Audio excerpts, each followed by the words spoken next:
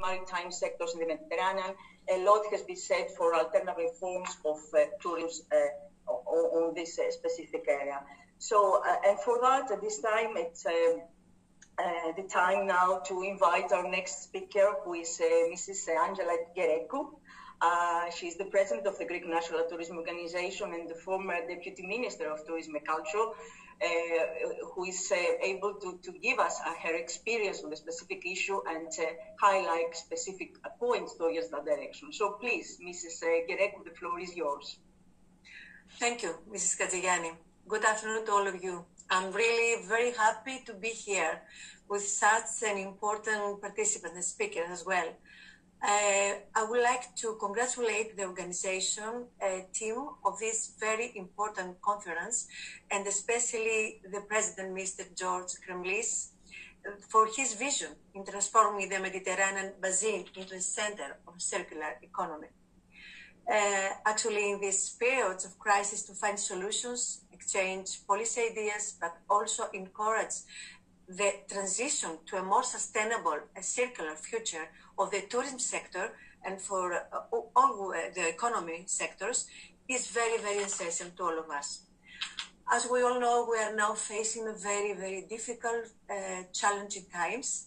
The world has and continues to suffer sizable losses and setbacks due to COVID-19. Not least, among those setbacks is the shock to the travel and tourism sector. Despite the apparent success of lockdowns in slowing the spread of COVID-19, the measures implemented have shattered the travel and tourism sector globally until now that we have, as you know, again, a second lockdown. We managed from March to May during the general lockdown of Greece to keep our people safe. And we were really confident that we would also keep safe visitors too, and during the summer when we opened the barriers. And that is what we did. And I think under the circumstances we're facing, Greece is doing quite well due to the reaction, to the quick reaction of the Greek government and the ministers and authorities of tourism, Ministry of Tourism and GNTO, of course. Our first goal during that crisis was to promote tourism, starting with domestic and regional domestic, as the first segment to recover.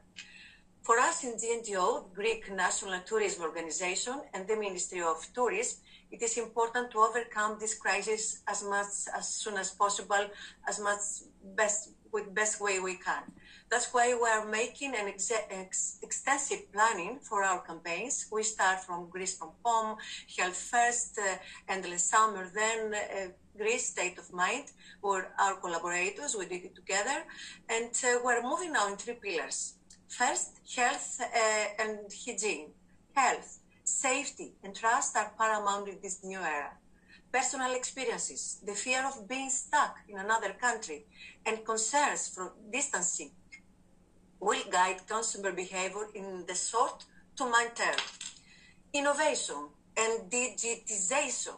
COVID-19 is proving to be an unexpected catalyst in their travel and tourism sector and works as an accelerator, I must say, of innovation and integration of new technologies. New reality. In tourism orders, digital adoption and consumption are on the rise, with consumers now expecting contactless technologies, among others, for a safe and, as much as possible, seamless travel experience. And, of course, sustainability. And sustainability is an attitude. In a wide range, is an economic attitude that allows us to keep growing, a level of well-being and equality of opportunities between generations. The aim for the future must be to maintain over time the ability to meet the public and private requirements of society and to maintain a certain level of well-being. To do this, we can't really keep going at the expense of future generations. To put it more simply, in few words, our current economic activity follows as a linear model of production and consumption, extraction and production and consumption waste, which exhausts natural resources, as you know very well, and generates waste on a scale that is clearly unsustainable from an environmental perspective. Here now is where the concept of circular economy arises, as an economic model that is tied to sustainability, whose objective is for the value of products, material services, supply chains, and resources to remain in the economy for as long as possible, reducing waste generation to a minimum. This is our next important challenge for tourism sector to ensure sustainability and tourism transition into a green sector. It is linked, of course, with carbon neutral mobility, circular plastic-free economy. In this direction, our effort is to add more quality into the mass tourism and in the same time to promote new thematic special interest tourism products and services towards sustainability in the entire tourism sector and procedures, spread the destinations and extend as much as possible for the whole year our touristic period. For example, in our promotional priorities, well-being travel and experiential tourism and its products are very important for our new campaigns. And of course, we must focus and discuss a lot about what that means for Mediterranean basin, Mediterranean Sea. The sea has always been central to the economies of the Mediterranean. Tourism, fishing, and other industries, as you know very well, that depend on the Mediterranean. We want the natural riches of the Mediterranean Sea to remain the source of well-being and prosperity for future generations. Blue economy based in this level. If our activities aren't properly regulated and responsibly managed, they could do untold damage to our natural assets and sources. Health of the sea and the wealth of the people go hand in hand. We strongly believe that this kind of issues are going to have a strong impact on travel and tourism industry, and especially, I must say, for Greece, because Greece is not only a country, it's an idea of therapy. Idea of therapy was born here, and in that kind of crisis, we have the answers from our ancient times. Therapy and quick recovery in compliance with the Greek Mediterranean diet are important factors for a sustainable well-being. Now, we can understand why one of the most important motto is health first.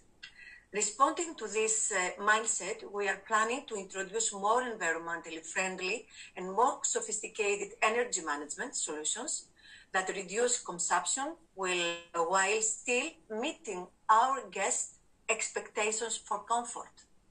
Also, we invest and promote in GTO, smart cities and smart tourism.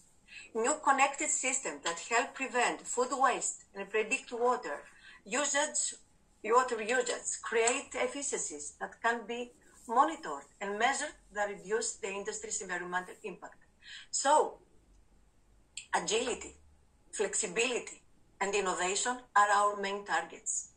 The challenge of the transition to a circular economy in general, and especially in the tourism sector, requires more than reducing our waste and increasing the reuse of goods.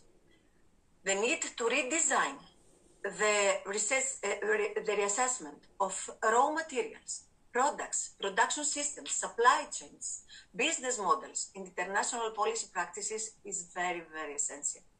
We must all together, government, businesses, researchers, institutes, public and voluntary organizations, discuss not only the theoretical approach to our issue of the circular economy and learn firsthand how it works in practice, but at the same time, we have to answer many questions to the lot of people, such as how, when, and why. For example, how to develop sustainable products and services in an environmentally friendly economy. Can really a complete circularity model be achieved in Greece, especially in the Mediterranean basin? And what we can do so to encourage and motivate this transition and take advantage of new opportunities, because we have a lot of opportunities. But we must know what are the social, political, and economic challenges we face in achieving a sustainable circular economy. All these questions have answers, and we need expertise such as your organization and others, very serious and very important organizations, to adapt more in Greek reality of the current programs and projects adopted by the European Union in the context of a broader action plan for the circular economy, like the strategy of plastics, the UN Sustainable Development Goals, but also how to promote it and develop synergies between different initiatives, and of course to educate local people, local authorities, in order to support this endeavor and work together. Furthermore, the change in trends in tourism demand due to travel restrictions and confinement measures create an opportunity to accelerate, transform, and reshape the sector through digitalization. This global COVID situation worked as an accelerator, and big data came as a helping hand for a more resilient recovery. For us, in Greek National Tourism Organization, for example, by upgrading all our digital tools, we can, among so many other serious issues, we can find out what people are spending their money on, where they are staying, where they are going, and even how satisfied they are with their trip. The uptake of digital technologies has brought significant transformation within the European Union tourism ecosystem in the last decade by disrupting tourism destinations and businesses, unlocking innovation of products and experiences, and fueling the competitiveness and smart growth of European destinations. But for example, we are passing to a contactless travel, let's say seamless travel. We know this term. What is seamless travel? Seamless travel is the provision of a smooth, efficient, safe, secure, and enjoyable travel experience from a traveler's point of origin to destination, within the destination, and back again. Moreover, in our prior actions on safe tourism experience, there is another issue that came up, the issue of privacy, something that we must respect all the way. For example, technological challenges in smart city development, cybersecurity, risk internet connected device present serious security risks. As a result, city planners and local officials need to prove that data collection is responsible, legal, and serves the interest of the public. Our common goal, so, must always be free movement and travel. However, safety, privacy, and health of our citizens and, of course, our visitors remain our biggest priority. But we need common European policy. As I have already discussed with the President of the European Travel Council, Mr. Arroyo, a few days ago, we agreed that it's important to increase coordination among member states regarding the measures related to traveling within the European Union and into Europe. So our tourists can receive improved experiences that are focused on their needs and with all the necessary protocols. So it is our chance to transform this crisis into opportunity. We believe strongly that we can do it.